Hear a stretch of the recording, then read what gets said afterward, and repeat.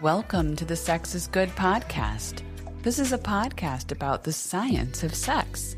Because the more you understand it, the more that guilty little impulse starts to feel, well, healthy. I'm Robert. And I'm Anna.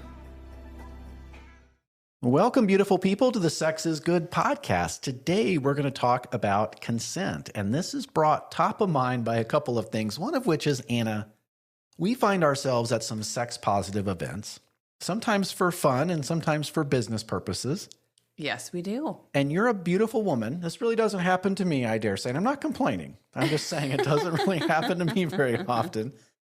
But how often do you feel like people touch you inappropriately at these places? More often than not, unfortunately. But yeah, that happens quite often. I would say that if you gave it a 1-for-1, right? So if it happens, sometimes it doesn't happen at all, but sometimes it happens multiple times at an event. And if you mashed all that together, I would say it happens over 100% of the time. I agree. That is correct. And I cannot emphasize this enough. Even when we are like running a booth or at a pool party, but they're representing shameless care, some drunk woman will walk by and just grab your boobs, for example, or things that would get you arrested outside of the bounds of a party. So I think we all like to think about the sex-positive community as being progressive. But I don't know that they always are when you're about 2 or 3 drinks in. What do you say? I was going to say, things always get a little cloudy when our inhibitions are reduced, right? That's true. And there are some great people in the sex-positive community who are taking very proactive steps to help to reduce this. And we're going to talk about that today because I recently had the experience of taking a couple of tutorial videos about consent with the Fries framework and some other frameworks, which we're going to talk about in a minute. And then they did this brilliant thing of having you take a quiz afterwards. And I took the quiz and I realized I don't remember everything that they're talking about. And that made me wonder if that is really the appropriate way to teach consent. Well, sure. There's multiple ways to cook an egg. And so sometimes you have to certainly investigate what way is the best approach to get the best response from a group, especially when you have a really diverse group of people with a lot of different ideas and different beliefs and thoughts. It's hard to communicate in a simple way that reaches everyone. You hit the nail on the head, Anna. Everybody is different. So I have helped to manage a sex-positive group in the past, and I can tell you that when people are approached with, you violated someone's consent, first of all, everybody thinks they're really good at consent. So they are completely shocked when they think of themselves as, oh, I crossed a boundary. Because normally they're reading the room. They're picking up social cues. Oh, that person wanted me to do that, or that person was flirting with me, right? Like everybody thinks they're really good at this, including everybody listening to this podcast right now. But the second thing that they say is when confronted is, well, I wouldn't have minded if someone did that to me. And it comes back to the old golden rule thing, do unto others as you want done unto you. It has absolutely nothing to do with consent. Consent has to be something that is stipulated by the event producer and taught in a way that literally everyone can understand it in a foolproof manner. And that's exactly the heart of what we're going to talk about today. Anna, before we get too serious, are you ready for the dirty joke of the week? I'm ready for a little lightness. Let's do it.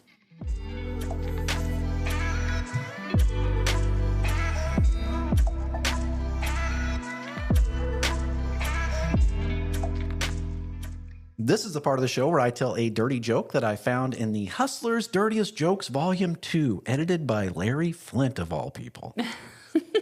I'm sure he put on his reading glasses and worked for days and days editing this book. Or he just slapped his name on it. But either way, I read a dirty joke out of this book, and the beautiful Anna judges it, and if she gives it a thumbs up, then we hear a... But if she gives it a thumbs down, then we hear... And people often wonder, Anna, why would you do this? Why would you tell a dirty joke on a podcast, especially from a telehealth company? But I just, quite frankly, think it's fun, and it's okay to have fun on a podcast. I was going to say sex is fun, jokes are fun. There's some correlation there, especially when it's a dirty joke.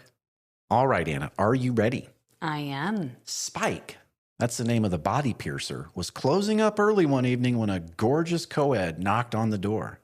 Hi, the girl cooed. I'm sorry, I can't do a coo. So you just have to imagine. No. Hi, the girl cooed. I was wondering if I could get my ear pierced. Not tonight, Spike apologized. I'm on my way to a funeral. My pal Tony went to buy his weekly lottery ticket last night and got killed by a munger on his way home. That is awful, the girl said. I guess I could come back tomorrow, but I was hoping you could fit me for nipple and clit rings as well. Unlocking the door, Spike huffed. Serves that bastard Tony right for gambling. I kind of agree with you. It was a little hard to follow. It was. I think 90% of that was me, to be honest with you.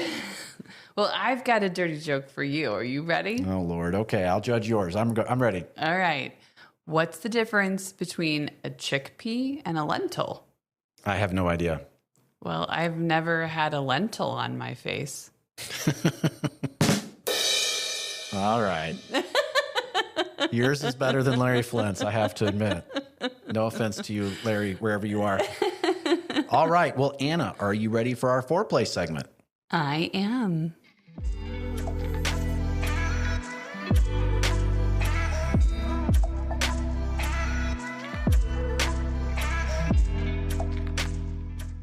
If you're new to the Sex is Good podcast, these are our segments. We have an introduction where we kind of banter for 60 seconds or so. And then we tell the dirty joke of the week. And then we have a foreplay segment, which is a bit of science news about sex. Right, Anna? That's correct. And then we have our main event where today we're talking about consent. And then we have a brief aftercare segment. It's kind of a fun little light sex is science, science is sex is good, whatever you want to call it podcast. What do you say? That's right. All right. Well, today's news comes from the Lake County News out in California. And the headline is, California reports decline in sexually transmitted infection rates for third consecutive year. Well, that's pretty exciting. It says the California Department of Public Health announced that the number of reported sexually transmitted infections, or STIs, in the state decreased for the third consecutive year. The state's latest data, covering the period from 2023 to 2024, showed a decrease in the number of people infected with chlamydia, gonorrhea, syphilis, and congenital syphilis in California. Of important significance, California maternal syphilis rates decreased by 19% from 22 to 24, while national rates increased by a total of 28%. And here's the quote, Anna. Investments in local health departments and community efforts, along with recent innovations in STI prevention, such as doxycycline post-exposure prophylaxis, also known as DoxyPEP, have played a critical role in reducing infections. That was going to be my question. I was going to say, what are they doing right as compared to other things, other cohorts they compared to? Well, California's tooting their own horn here a bit too hard, because I got to tell you that those 3 bacterial STIs have decreased across I don't know if it's decreased in every state, but nationally they have decreased for 3 years in a row. And yes, a lot of that absolutely, without a shadow of a doubt, has to do with DoxyPEP. Anna, go ahead and tell us what DoxyPEP is. Well, DoxyPEP is doxycycline. It's an antibiotic. And actually, you can take it after you've had a sexual exposure. So if you got excited and you had performed oral sex on your partner and didn't use protection of some sort, and all of a sudden you're like, maybe I shouldn't have done that without some sort of barrier. Well, you can take doxycycline or DoxyPEP and help reduce your risk of getting oral chlamydia, gonorrhea, or syphilis.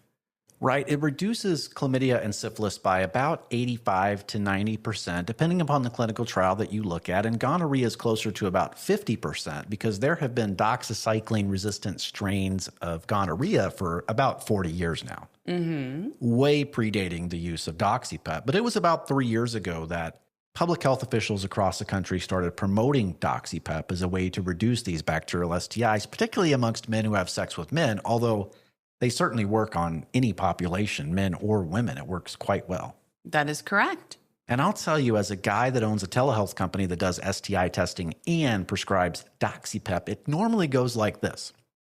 Person orders an STI test, they test positive for chlamydia, and then they get a prescription for DoxyPEP. And I can't help but wish that it went the other way around. Right? Let's prevent versus treat. It's about being proactive versus reactive. All right. Well, Anna, are you ready for our main event? I can't wait.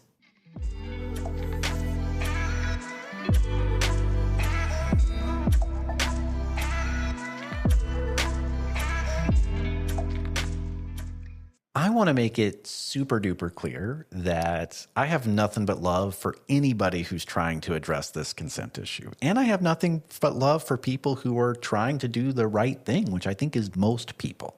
I agree. It takes a lot to be a bad seed in this particular group. If you're going to be in a sex positive environment, you usually want to do it in the best way possible. And when I help to manage a sex positive non-monogamy group, some of you may go, that's crazy, but it's experience, right? So I've dealt with this a lot. We actually had an instructional video that we had everybody watch, and that was focused on what's called explicit verbal consent, which is exactly what it sounds like. It means you don't touch anybody at all without literally asking.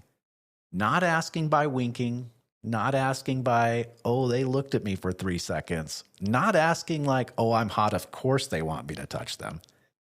Even if you're getting all these social cues in the world and you are the hottest person on planet Earth, you still literally stop and say, may I touch you? And then as things escalate, you keep asking, right? Absolutely. So for example, on the dance floor, somebody, backs right up into you, you still say, may I touch you before you touch them on the dance floor? And if that sounds nerdy to you, then I invite you to consider that at some point in your life, you have touched somebody that definitely did not want you to do that. And I know this sounds a little bit silly, but it's incredibly sexy and sensual to have somebody ask you, can I touch you? Like, it just gives you a lot of power in that moment. And then you get to excitedly say, yes, if you want that touch and invite that, or you get to actually say, no, not really. And you get to have that power to protect yourself and what you need and those boundaries you need. And that's extremely sensual, incredibly intimate, and as weird as it may sound, very sexy. I couldn't agree more. It takes a lot of courage to do it. It takes practice to do it. And I think even people who are trying to be perfect at consent may sometimes find themselves not being perfect and having to realize that you're human and you'll do better the next time. I think part of doing well at this is realizing that it's harder than you think. And it's certainly abnormal. So I used to also tell people this in the tour, and Anna's heard this before, but listeners probably not, to illustrate the point that explicit verbal consent is weird. Because again, I think anytime you realize that something is weird and you realize it may take a little bit more effort than you first think, that perhaps you'll work a little bit harder at it. Absolutely. If you have to put more thought into it, if you have to question things before you do them, you can do them better. So everybody that's listening to the sound of my voice right now, I want you to consider, have you ever seen a romantic comedy movie before? Of course, everybody has, right? Now, raise your hand if you've ever seen a first kiss scene in a romantic comedy. And of course, everybody has. Now, ask yourself if that romantic lead ever asked for that kiss, or was the music playing and they're on the front porch or they're in the front seat of the car and they've had a great date and it just seems like the moment is right. And so he leans in, right? So I think understanding that explicit verbal consent is not normal, it's not what you see in media, it's a little bit weird, is a good thing. It's just a good thing. And that's all of the preamble I'm going to give this. Anna, I don't know that you've ever heard this before, but there's a consent framework called FRIES. And I am certainly not throwing shade at the FRIES people, okay? But I'm going to read it to you. Okay. FRIES stands for, and the F, Anna, is freely given. No pressure, manipulation, power imbalance, coercion, intoxication, etc. Reversible means anyone can change their mind at any time. Informed means you know what you're consenting to, risks, boundaries, and context. Enthusiastic means not fine, and that's in quotes, like not fine, I'll do it. Not passive, but clear desire. And specific means that you're consenting to one act, but not other acts which aren't yet spoken of. Okay? Okay, I'm going to do my best. This is a pop quiz here, but all right, we got it. And FRIES is something that is taught across college campuses, and it's a pretty mainstream network. Now, Anna, my question to you is, Let's say that you're a person who is in Chicago on a business trip and you just buy a ticket to a sex dungeon, but you've never been there before and you've never experienced anything like this before. But you see a poster on the wall for fries, or maybe they make you watch a 120-second video about it. How would you take that information? Let me ask you this first, okay? What does the R stand for in fries? Oh boy. A little hard to remember. Reversible. You can take it away. Reversible. It's the end of a day. I've been up for many, many hours, but yes, I think reversible, right? No, this is really my point, which is that this is the sort of thing that somebody would come up with who has spent a long time thinking about this. It reminds me of like when you sit down to play a board game with someone who's really into board games and they're trying to explain this really convoluted game to me. And I'm just like, what the hell are you talking about? Right. I think it makes a lot of sense until you stop and think about it from the point of view of someone who heard it 15 minutes ago, is only going to hear it once, and now has to negotiate their way in this sex positive space. What are they actually going to do with that information? Let me give you another example, Anna. Naughty New Orleans, which is an event that we go to in July, and they're teaching the Fries framework, which I think is amazing. But people have to watch a instructional video on it, which is a couple of minutes long, and then they take a quiz on it, which I've taken. And I took the quiz, and I got 100% on the quiz, but I'm not sure how, because I had forgotten a lot of what Fries. It would ask me questions like, what does this letter mean? And I'd be like, oh. But nonetheless, you're at Naughty New Orleans, where they have a playroom, which is essentially, the best way to describe it would be the entire floor of a hotel with, I'm guessing, dozens of beds. So someone learns about the Fries framework 4 months before they go. And now they're there, and say it's a married couple, and they're in this huge group playroom with 50 beds and, 500 naked people, right?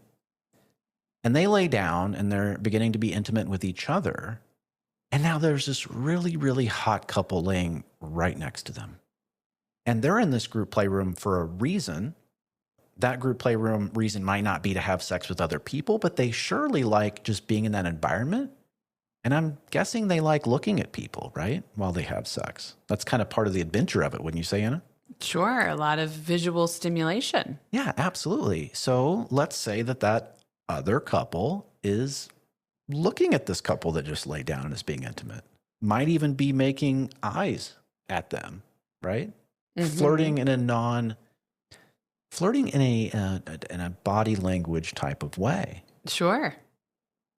I dare say, just from my personal experience, that it might be somewhat difficult for someone brand new to that situation to fall back on the Fries framework and know exactly what to do.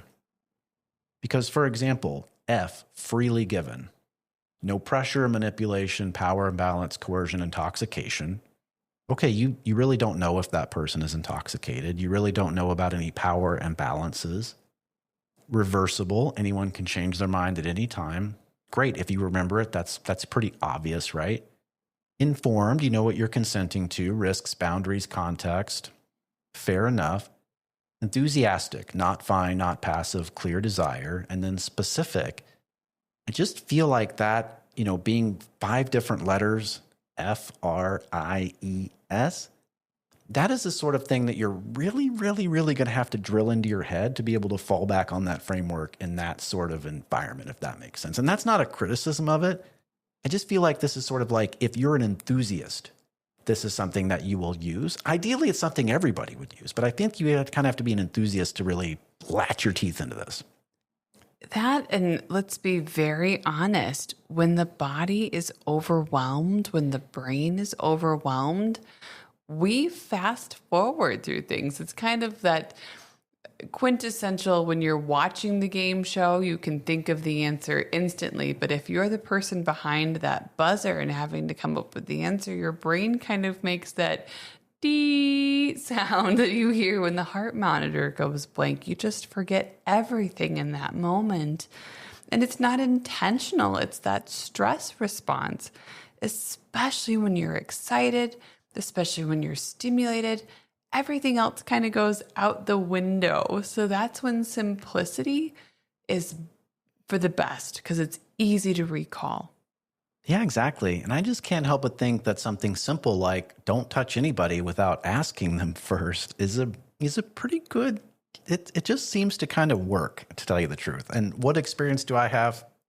Tens of thousands of people in a sex positive space where I was responsible for all of them. And if there was a consent issue, I got directly involved in it. And we had a staff person who was licensed with the state of Illinois who dealt with consent issues and things like that. And I can tell you that so often these things are gray areas.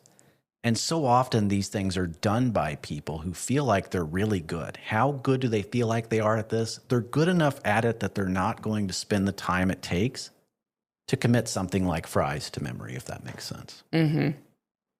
All right, well, Anna, let's take a break for just a second.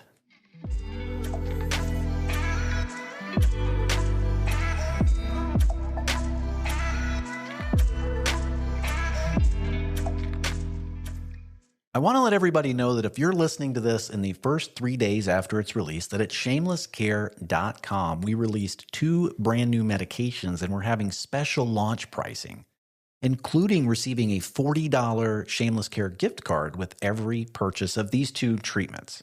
One of them is called PT-141 or bremelanotide, which we did an episode about, and it is a medication that can increase sexual desire in men and women. More information on the website. This is certainly not medical advice that I'm giving you in this little blurb. But the other one is called Shameless Trio, which is sildenafil, tadalafil, and apomorphine. And apomorphine has been shown to really initiate things in the male brain, Anna. It is a dopamine agonist. It's really exciting. And we've done podcasts on both of these drugs if you wanted to learn more about them as well. It's a quick listen and actually really interesting. Yeah, shamelesscare.com. Be sure to read the reviews. All of our providers are board certified physicians, and we really go above and beyond on everything that we do. So thank you so much, guys, and back to the show.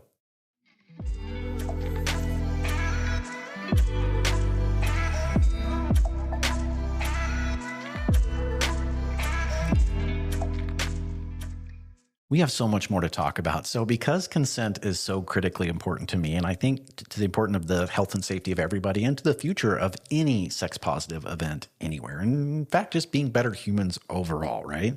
I want to go ahead and share with you some of what was in that instructional video that we had created and that we were showing people, because it was really based upon, okay, what is causing all of these consent, or what situations do people find themselves in where it may be that a line was crossed that now somebody has to get involved and talk to everybody, okay? Yeah, let's do it. Because my thing is I love to fix problems permanently. I like to keep problems from happening. And I feel like in order for people to follow rules, they first have to understand the rules. And that's part of my issue with fries is I think for like people in the kink community, people who are super, super bought in, they'll totally get it. But for someone who just watched a couple minute video, that it's a rather complicated set of things, right? Well, it's kind of like a language. You know, it's either a language you live, wake, breathe, sleep, dream in, like those in the kink community, or it's a language you've heard and you kind of understand, but you get lost in translation a lot of times. Yeah, exactly. When you think you're a good person, like people often think that consent is somebody else's problem, right? Like they hear it, but they're not really listening because they're not that person, right? They're not a consent violator, but most of them kind of are in certain circumstances. So I'd like to just tell you about some of these situations, all right? Let's do it. So we showed a scene where people were on the dance floor and somebody's dancing very sexy in the sort of way that at a quote unquote vanilla bar, somebody would absolutely walk up and just grab her and start grinding on her. And if she didn't like it, she'd have to walk away, right? And have you ever been in a situation where somebody started grinding on you and you had to just mingle your way off the dance floor? More times than I could possibly relay. We'd be here for hours if I were to give a big example of that. Yeah. Well, you're bringing up something else we haven't even talked about yet, but this is the problem with no means no when it comes to consent conversations. Is like, what does no means no actually mean? It means you try something, and if the person says no, then you stop. But you may have already crossed a boundary by that point, right? Yeah, it can sometimes be too late. All right. So one of the situations was on the dance floor. So somebody, comes up behind a beautiful person and says, "May I touch you?" Mm-hmm. Just to kind of show that that's normal, or at least it should be normal, even though we all realize that it's not. Another situation was in a group playroom, which we talked about earlier, where we literally showed people, they were simulating sex, but they were nude in this video. And this video was only shown to other club members, but basically, somebody's really making eyes, right? So somebody's looking over and there's a stranger that's doing her best to flirt with her eyes and her facial expressions and everything like that. And so the person says, "May I touch you?" And she says no, and he says okay, and they all go back to what they were doing, right? That's correct. Because I cannot tell you how many times the average person in that situation would reach over and touch and try to see how that person reacts. The problem is some people aren't real good at saying, "No, leave me alone." Mm-hmm. They might just go along with it. If they go along with it trying to be nice, what's the next thing that person's going to do? They're going to keep pushing. They're going to keep pushing. It goes from an arm to a breast, from a breast to genitals. It just keeps going, and that line gets pushed. And it was already crossed, but they just keep going because that person doesn't have a strong voice and they were never asked. Okay, another example was in a pool party where there would be two women right next to each other, and one of them says, "You have beautiful breasts, may I touch them?" Which may sound ridiculous if you are someone who's never been in a sex positive environment. But that kind of conversation happens a lot at events like hedonism and stuff where we're at, right, Ina? That is correct. Some other things that were covered were, if this happens, to go find a staff person immediately. So often people say it's not a big deal, or what they'll do is they'll go home and they'll think about it. And they'll be like, "Oh, I should have said something about it." But then they contact the management and it's like, "I don't know, it was a guy, he was wearing a sweater." It's like it's really hard to deal with at that time. But if someone's doing that to you, then they're undoubtedly doing it to other people. And the best time to handle it is right then, right? That's correct. And it doesn't even necessarily mean that they're a bad person. It may just mean that they need, a reminder. Anna, who does this more often to you, men or women? Women. I can't even, there's not a fast enough way to say that. And I'll be very fair in this. As a gender in general, women are more social. They're more apt to hug and touch and be in that situation. So it's really hard to navigate in a different environment because it can be interpreted entirely differently. If you're at a book club, you can give somebody a hug most of the time without asking consent because you've known each other and it's a different setting. But in a sex positive environment, you just have to take that extra step because you never know how things can be interpreted in that particular situation. I won't be as generous. I will say there's a huge sense of entitlement amongst some women who think they're really, really attractive. And because of that, they just can't imagine any person not wanting them to kiss them or touch them or grab their vagina or you name it. I have seen some truly, completely crazed behavior on the part of, middle-aged women who's probably like a kindergarten teacher back at her 9 to 5, right? Like a completely responsible, sane person. And in that environment is just intoxicated on this idea of everyone wants me. So anything I do goes. And we've seen them. Remember we were at that event in Las Vegas. We sponsored an event in Vegas and we were out there during the day and Anna are stone cold sober. Like we're there representing the company, right? Mm-hmm. And this woman comes into the party with such drunken enthusiasm. And she just jumps up into this guy's arms and then she walks over and kisses some other guy who she clearly doesn't even know. And I told Anna, I was like, if she gets within 5 feet of me, I'm not going to kick her, but I'm going to stick my foot out and make sure that she doesn't get any closer because it's certainly something that both men and women do. And you've experienced that from men undoubtedly. But I feel like the average man at an event like that has a sense that he has to be careful. And I don't know that a lot of women have ever actually been held responsible for anything that they do at an event like that. Well, it's less. I remember you and I were at a club in Ohio, and I remember the person giving us a tour, And the person said, women are in charge here. Women get to make the rules. So you listen to women and you do what the women say.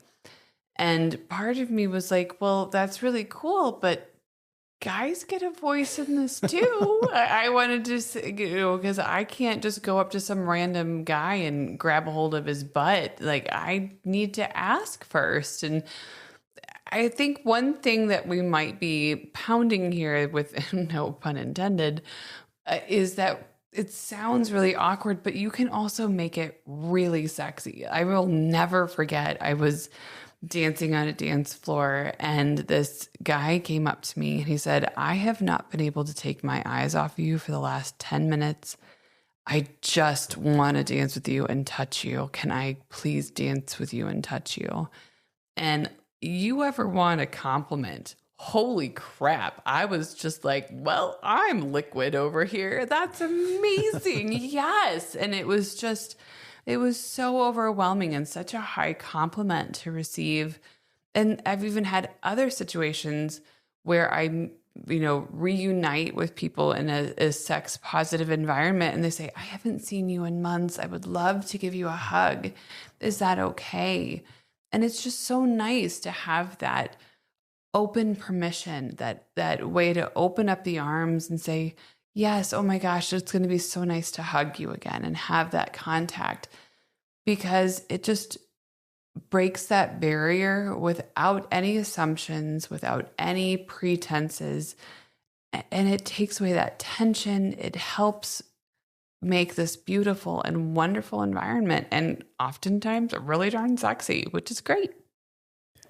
I couldn't agree with you more. I have heard from men who say, "Oh, women don't want this. They want an alpha male. They want someone that just, does it."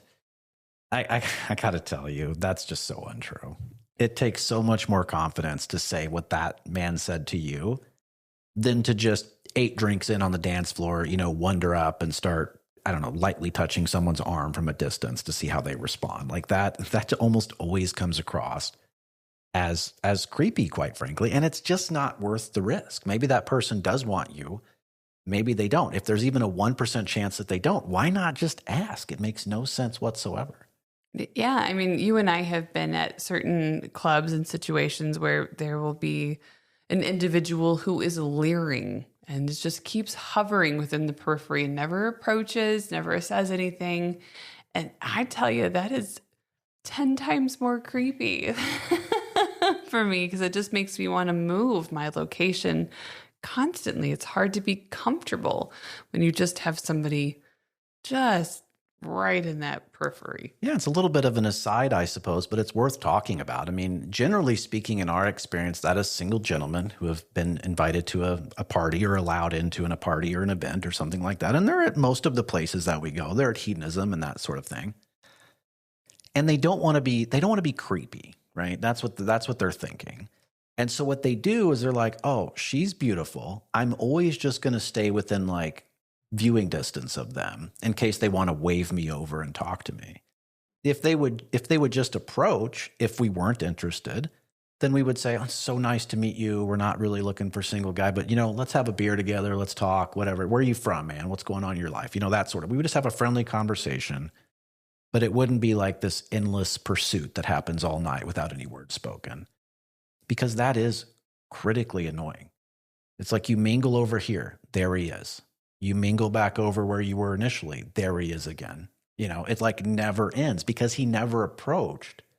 You can't just walk up and say, no, leave me alone. He's never even actually done anything at that point. He's just kind of circling like a buzzard, just waiting for you to die, like just waiting for you to call him over. And that's an example of where people think they're being really, really courteous, but they're not. It would be more courteous to just approach and say, wow, you're really beautiful. If you're looking for a single gentleman tonight, I would love to dance with you. I'm going to be on the other side of the room now. Come find me if you're interested. That would be awesome. Because if you were interested, we would just go over there later and find the dude, right? We would. Okay, well, there's another topic here that I want to talk about if we're talking about consent. And, feel free to send us an email, Instagram, Twitter, wherever you want, and let us know if you agree or disagree with this. And again, I cannot emphasize this enough. For those of you in the kink community who really, truly take fries to heart and you understand it and you practice it, that is better than what I'm talking about here. What I'm talking about here are people who are going to watch a 2-minute video or see a poster on the wall, be able to implement fries in a practical way at an event with, a dozen people or 100 people or 1,000 people. That's really what I'm kind of talking about, right? Uh-huh.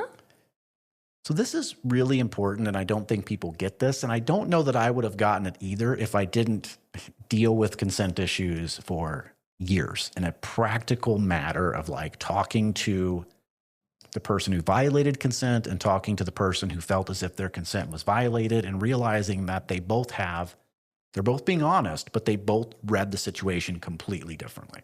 Touch can be wanted, but still not consented to. So after hosting an event like this for a couple of years, I realized something really interesting, which was most of the time, not all of the time, but most of the time, the person accusing somebody of a consent violation was somebody that society would deem as conventionally attractive. And the person being accused of doing something nefarious would be someone who society would probably, on average, judge them to be a little less attractive than the person who was complaining.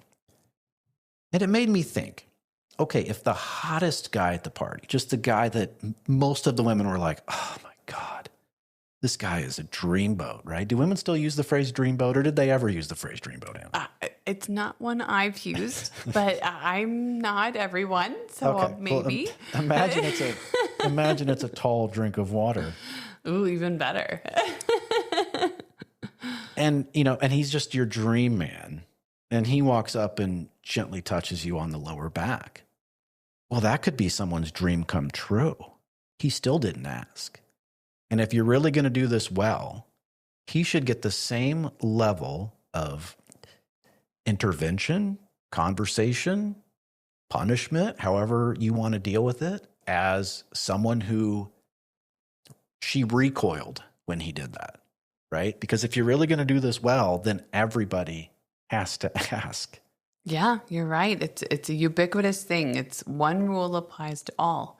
It's not just to the some or to the middle of the road. It's everyone. Now, on the other side of the coin, Anna, we had a situation this past Saturday night that I must tell. So if anybody likes a juicy recent story, here it goes. Oh boy. So I no longer help to run these events at all. And so when we go, we're just going because it's $100 to get in. We can dance really kind of flirtatiously in a way that you couldn't at, say, Applebee's. You can dance at Applebee's? This is a new thing. You get my point. You can do certain things there that you can't do in other places. And then we have our little date night and we're out the door by oftentimes like 11 o'clock. Like everybody else is just getting settled in and we're out the door. We got things to do.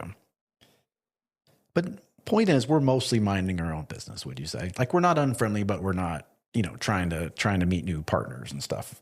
Correct. We chat with people, but again, we're there to be with one another. All right. So I'm sitting at a table and you're off dancing, I think, or maybe having a conversation. I don't recall. And this woman who was sitting at our table, who I, honest to God, did not even notice she was sitting there. But I thought about it later and I was like, she must have been sitting there the whole time for like hours. I had never talked to her. She had never talked to me. And suddenly, and it's really loud there. You have to understand, it's really loud there. So suddenly I get this sense that she's trying to talk to me. So I say, oh, hey, what's going on? And I have to lean in real close. And she goes, does your girl want me? And I said, no. Like I didn't have to go ask you, like I just knew. A, we weren't there for that, but B, she wasn't a person that you would have found attractive. I just know that from us hanging out together. Everybody has their likes and their dislikes, right? Uh-huh. All right. Well, she grumbled something. I don't know exactly what she said. Like I said, it's really loud there. And I just went back to what I was doing and you never even knew it was happening, right? That's correct. I would say like an hour later, and I swear, everybody, this is true. She starts trying to talk to me again, and I lean in, and very aggressively, she goes, I'm going to take you upstairs and suck your dick. And I said, no, you're not. And and I didn't say it meanly, but I mean, what else was I supposed to say? What she asked me was utterly ridiculous, especially considering the context of the whole situation, which was that we had not even talked. I wasn't even looking at her. I had paid no attention to her whatsoever, right? So that kind of made her mad. And she was saying something else to me. But like I said, I'm not a host anymore. I don't have to sit there and talk to her. I just went back to what I was doing and hardly thought about it again. But my point here, everybody, is this is the other side that people don't think about, is if you're going to have the rules of explicit verbal consent, then you have to allow people to say or ask for things, even if they're way out shooting their coverage. They had, like they're I put numbers on people, but you get my point, right? Like she's Margot Robbie and you're I don't know, not super attractive guy. I don't know. You get my point. You have to allow people to, like, that's not a violation of the rules, right? If that's a violation of the rules, well, if you're attractive, you can't ask, or if you're less attractive than the other person, or if you're socially awkward, then what do you have left, really? You're either breaking the rules or you're not. And what she did was totally appropriate, although admittedly odd and slightly uncomfortable. That is the rules, and she didn't break the rules. The other thing that's important in both of those circumstances is that she heard your no.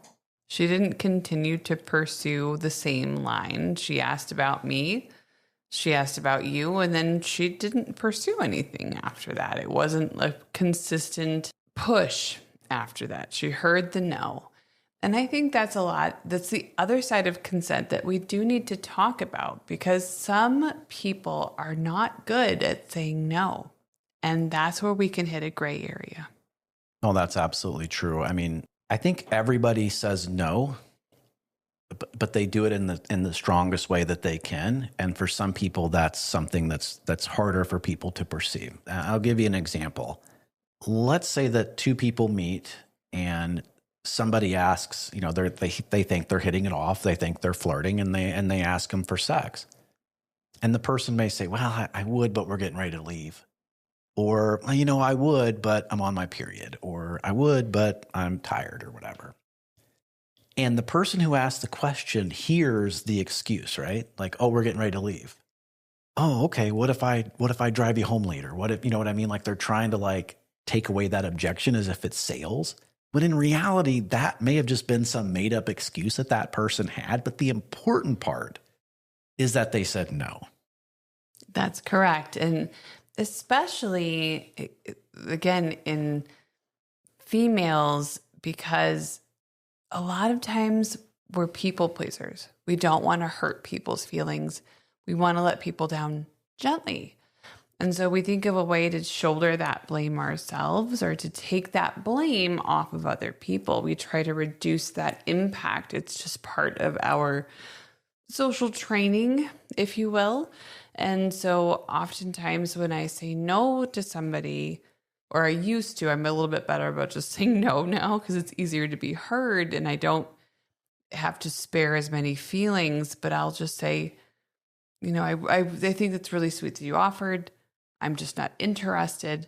There are other ways to say that in a more gentle fashion, but in the past, I would kind of hem and haw. I would wonder how to say it without hurting somebody's feelings, and I would get my message mistranslated all the time. Yeah. Well, Anna, we've talked about this. We have a little bit more to talk about, but what do you say we move it over to aftercare? Let's do it.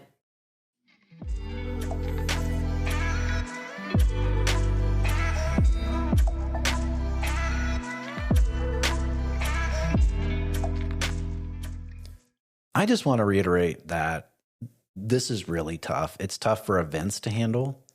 And I do feel like most people are doing their absolute best to handle it. And it's never going to be perfect. You get a lot of flawed human beings together, of which I'm one of them. And especially at a party environment where the whole part of a party, and I don't mean like getting drunk or getting high. I just mean like the whole point of a party is to kind of like let your hair down and have fun, right? Not always be like on guard. And so it's never going to be perfect. But again, I can't help but think that if we all just kind of think about it as difficult and something that we have to be vigilant about, that we're all going to do a lot better at it. I'll give you a good example, Anna. And you're a safe driver, so maybe you've never experienced this, but our listeners probably have. Have you ever been driving and you're not paying a tremendous amount of attention? You know you are, but we've all driven somewhere and be like, "Oh, I don't even remember driving here." Not because you're drunk. I mean, you just get in the zone, right? The autopilot. Yeah, the 100%. autopilot. Uh-huh. And then something happens, like a deer runs out in the road, or maybe you almost hit the curb, or you almost run a red light or something, and you're scared, right? You get that adrenaline rush. Well, you're a really careful driver for like the next 5 miles, and then what happens? You go back into go autopilot. right back into autopilot.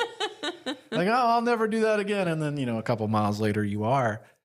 And so I just think it's something that we all have to remain, super, super diligent about. And it's been drilled into my head because I had to deal with so many consent issues.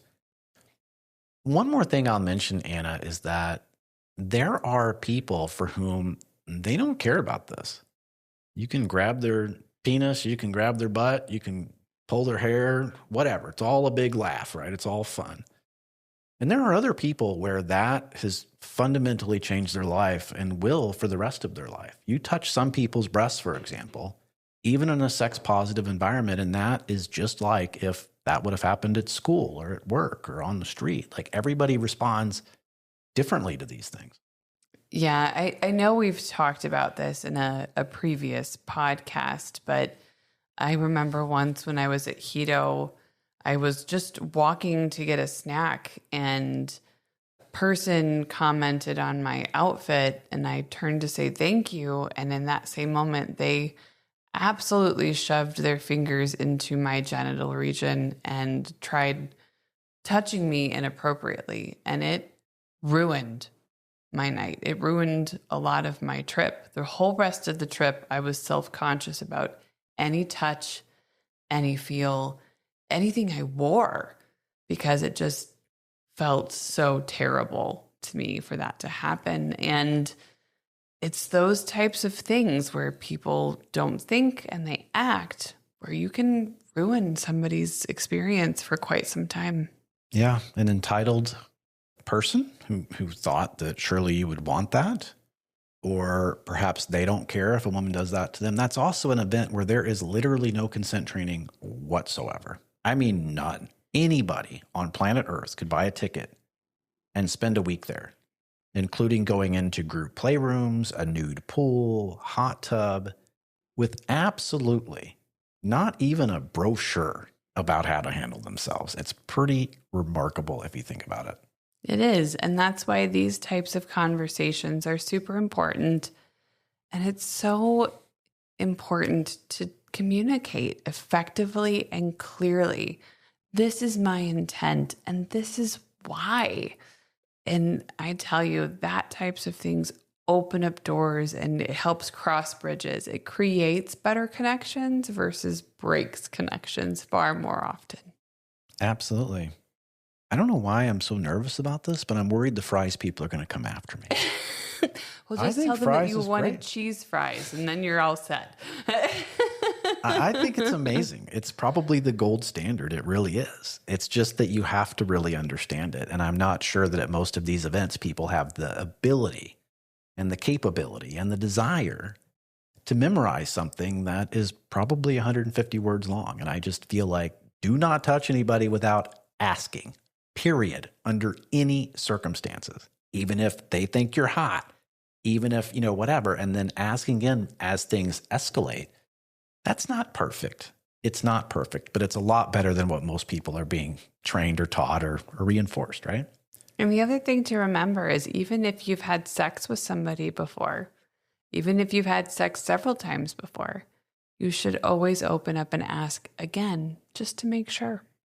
I keep saying one more thing, but I do have one more thing, and then I promise that will be the last thing. What I often hear is, well, it's the culture at such and such event, right? Like we've often heard, we've only been to one sex positive event in Europe. That was in London. And I didn't notice that being extra aggressive compared to the United States, but I've heard in some other parts of the country, it is sort of expected that you touch people. And it's always critically important that people remember that just because you're looking around a room and it seems like everybody's okay with something, that's not telling you how many people tried it and got shit out the back because it was just too aggressive and they couldn't deal with it.